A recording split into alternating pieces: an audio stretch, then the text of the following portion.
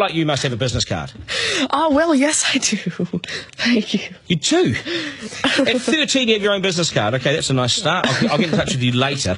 Sure. What do you do? Well, mainly, I like to call myself a software and cognitive developer, because I love developing with cognitive computing and artificial intelligence. I'm an algorithmist. I love working with, designing, and implementing algorithms. I'm a keynote and TEDx speaker. I'm an author. I've written a book, and I'm working on another one about IBM Watson. And, of course, I'm also an IBM champion for cloud and honorary IBM cloud advisor. Where did Hang I on go a second. wrong? Someone just get me a flannel card down. Do you go to school? Well, I'm currently homeschooled in grade 8, going to grade 9 now. Wow. Okay, so you're bright. Artificial intelligence, it's taking over the world. Is that fair to say? Well, you see, that's actually one thing that I believe a lot of people have, the sort of misconception that artificial intelligence is this technology that was made to replace humans at really everything we do, whether it be, our jobs or whatever we do at home every day. But really what I believe is that artificial intelligence was developed and is continuing to be developed for the sole purpose of really augmenting our life and amplifying our skills or capabilities and what we can do every day. But what about when the computers actually learn that they're better than us? Well, you see, that's sort of called a singularity of artificial intelligence, at which point artificial intelligence has surpassed human intelligence to the point that we cannot control it.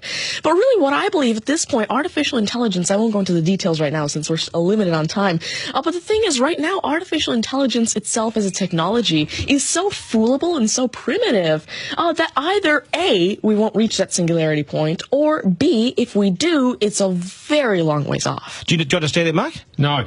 I couldn't. I wanted to take notes for the exam at the end of it. You lost them in the first sentence. Could I perhaps offer you a golf ball? There you go. Thank you very much. You do this YouTube channel, which you teach people. What is that all about, and who is your target audience? Yeah, sure. Now, I actually have a YouTube channel called Tanmay Teaches that I've been running for around 6 years now, and it has over 144 videos and now 22,000 subscribers.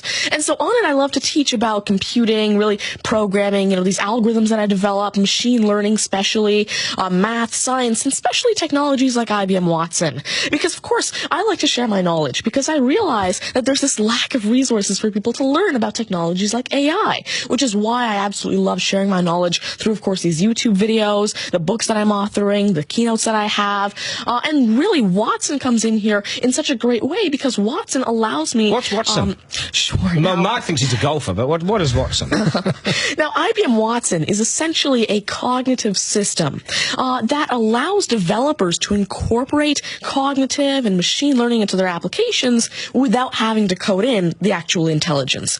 And what this means is that, of course, right now, really one of the main reasons developers aren't incorporating more machine learning into their apps is because it's so hard to do. It's really difficult to incorporate intelligence because... Has the I'm going to take this somewhere else, this interview. Has the Homeschooling Association of the World got hold of you as the front person? Well, there is actually a Homeschooling Legal Defense Association, I believe, HSLDA in Canada, and I actually had a keynote for them last year in Niagara Falls. You're the poster boy for homeschooling, aren't you? Well, I did have a keynote for them, and I talked a lot about the advantages of homeschooling and why it's great for kids who want to go into different and really targeted subjects. Okay, I want to get right down to business now. When did you realise you were bright and smarter than most?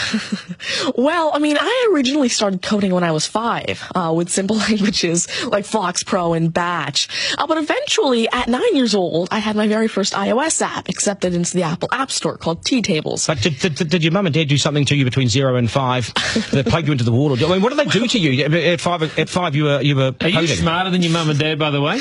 Well, I have... my dad used to work as a computer programmer, but he used to work with, simple, regular programming languages like Fox Pro, Batch, a little bit of C, etc. But you see, now I'm really interested in artificial intelligence and how it can actually be implemented on all these different platforms. You'd be a nightmare to teach. You'd be an absolute nightmare to teach, wouldn't you? Because you'll be smarter than the lecturers. I never want to get in an argument with you, ever. But I would like to see you on a quiz show because I think you would nail that. Well, you see, there is one thing that I've been working on, and it's essentially an app called Ask Tanmay, an NLQA system.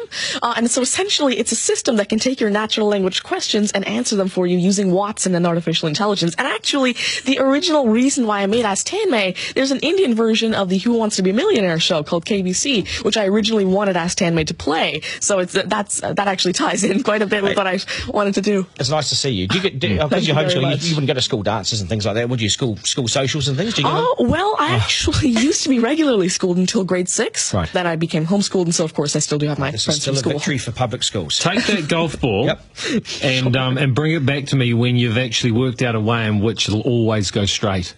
Because I think you could do it. Technically, using a genetic algorithm or something. I knew there'd be an answer. Hey, it's brilliant to meet you. You're a complete inspiration. Thank you. And I hope my son was watching, a 7-year-old son. Message to Buster Gunn, you got work to do, mate.